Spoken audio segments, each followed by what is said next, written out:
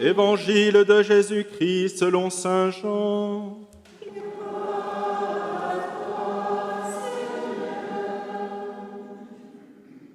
En ce temps-là, Jésus venait de dire à Pierre « Suis-moi ». S'étant retourné, Pierre aperçoit, marchant à leur suite, le disciple que Jésus aimait. C'est lui qui, pendant le repas, s'était penché sur la poitrine de Jésus pour lui dire « Seigneur, quel est celui qui va te livrer ?» Pierre, voyant donc ce disciple, dit à Jésus « Et lui, Seigneur, que lui arrivera-t-il » Jésus lui répond « Si je veux qu'il demeure jusqu'à ce que je vienne, que t'importe?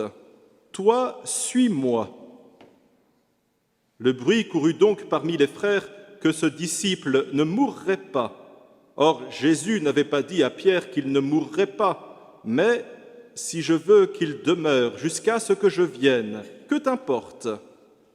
C'est ce disciple qui témoigne de ces choses et qui les a écrites. Et nous savons que son témoignage est vrai. Il y a encore beaucoup d'autres choses que Jésus a faites, et s'il fallait écrire chacune d'elles, je pense que le monde entier ne suffirait pas pour contenir les livres que l'on écrirait. Acclamons la parole de Dieu.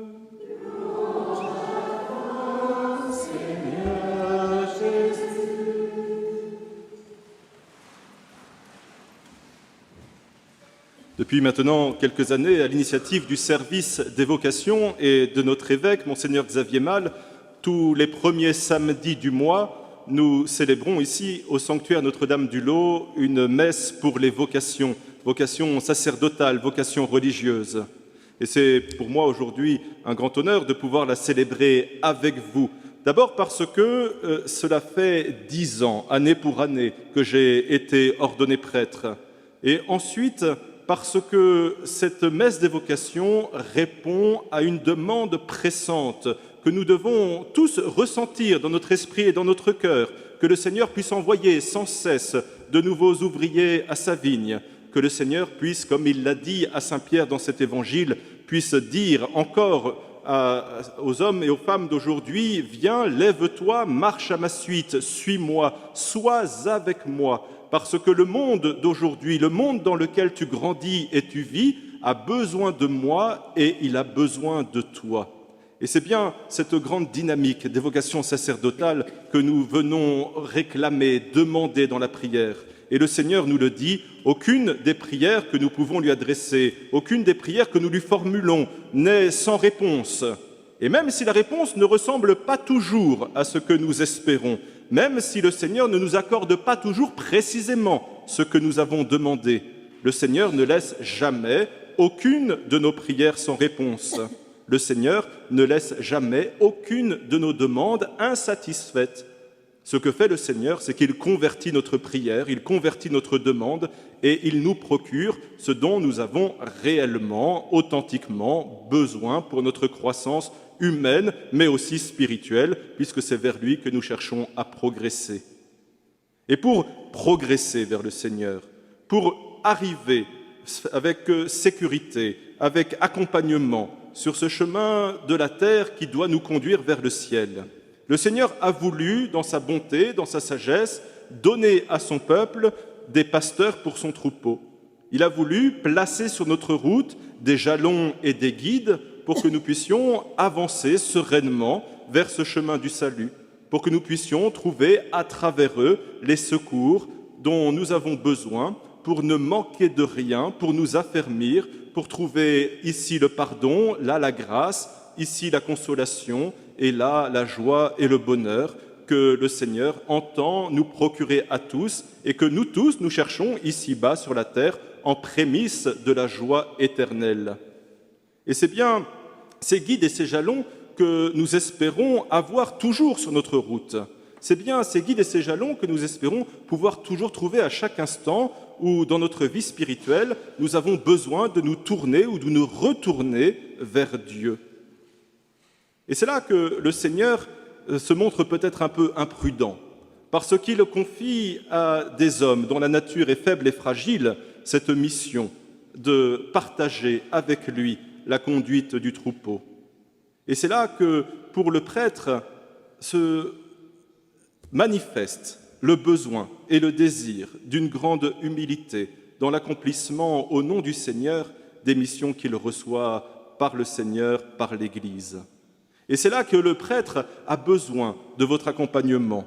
C'est là que le prêtre, lui aussi, en retour, a besoin de votre communauté de prière et de cœur, de votre communauté de bienveillance et de générosité, parce que nous sommes tous prêtres fidèles sur ce chemin qui nous conduit vers le ciel, parce que le prêtre n'est pas meilleur que le laïc, parce que le prêtre n'a comme mission que d'accomplir humblement, au nom de Jésus-Christ, les saints mystères qu'il nous livre dans son Église pour que nous puissions participer à sa vie divine et recevoir de lui la grâce qui nous affermit, nous réconforte et nous rassure.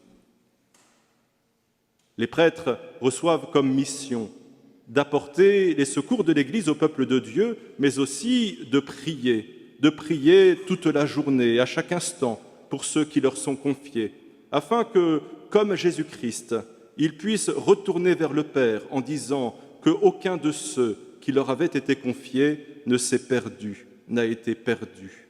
Afin que, comme le Christ, il puisse dire que comme lui-même a essayé, a espéré, a été un avec le Christ, il a pu rendre unis au Christ et à Dieu tous ceux qui lui étaient confiés. Et la grandeur et la beauté de cette mission, qui est lourde, elle ne se vit que dans cette participation commune, dans cette vie d'Église qui se redécouvre toujours comme un peuple uni, cherchant et marchant vers un seul but, le Dieu créateur qui ne nous a pas créés en vain, mais bien pour que nous puissions vivre de nouveau avec lui dans l'éternité. Aujourd'hui, nous manquons de prêtres. Aujourd'hui, nous vivons dans un monde qui s'est détourné de Dieu, qui l'a oublié. Mais ce n'est pas le fait de notre monde d'aujourd'hui.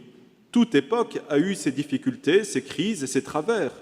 Et à toute époque, le Seigneur a bien voulu susciter, à la demande de ses disciples, à la demande de ses fidèles, les prêtres dont l'Église avait besoin, les saints dont l'Église avait besoin, pour continuer d'être ce levain dans la pâte de notre monde, cette lumière dans les ténèbres qui nous entourent, ce sel qui rendra la saveur à notre vie.